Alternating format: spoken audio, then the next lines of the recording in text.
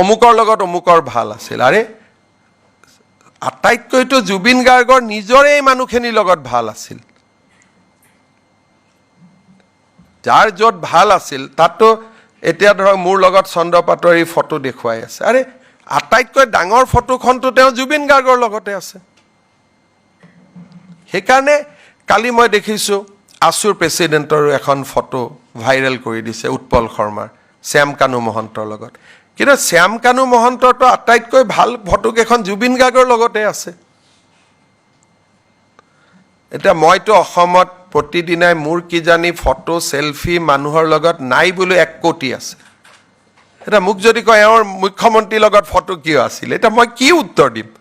তেতিয়া মই মানুহক মোৰ লগত চেলফি উঠিব অহা মানুহবিলাকক মই খেদিব লাগিব CRP লগাই, তহঁতি প্ৰথম পুলিচ ভেৰিফিকেশ্যন ৰিপৰ্ট দে যে ভৱিষ্যতেও ক্ৰাইম নকৰোঁ, আগতো ক্ৰাইম কৰা নাই, তেতিয়াহে ফটো উঠিব দিম।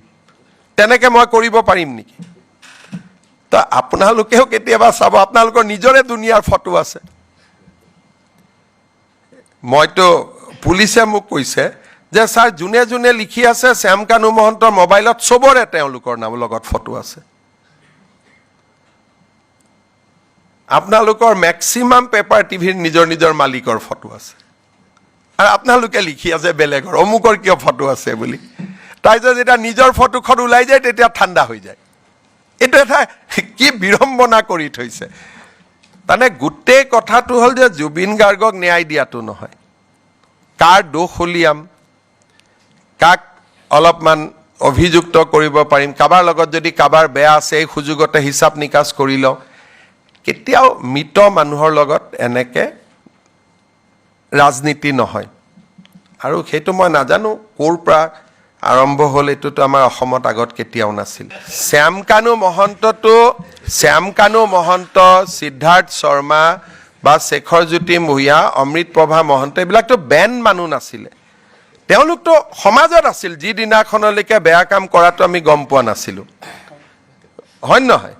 এতিয়া অমৃতপ্ৰভা মহন্তৰ মাকে এটা ডেন্স স্কুল চলায় নলবাৰীত। এতিয়া যিমানে ডান্স ট্ৰেইনিং ল'ব যায় তাতে চবৰ লগতে অমৃতপ্ৰভাৰ ফটো আছে। এতিয়া আপুনি কেনেকৈ না কৰিব? এতিয়া মোৰ লগত আপোনালোকৰতো ফটো আছে। কালি যদি মই ডুবো, আপোনালোকক যদি মানুহে ডুবাই যে হিমন্ত বিশ্ব শৰ্মাৰ লগত এওঁৰ কিয় ফটোখন আছে? গতিকে কোনেও কাৰো লগত ফটো নুঠিব, মিনিংটো সেইটোৱে হ'ব।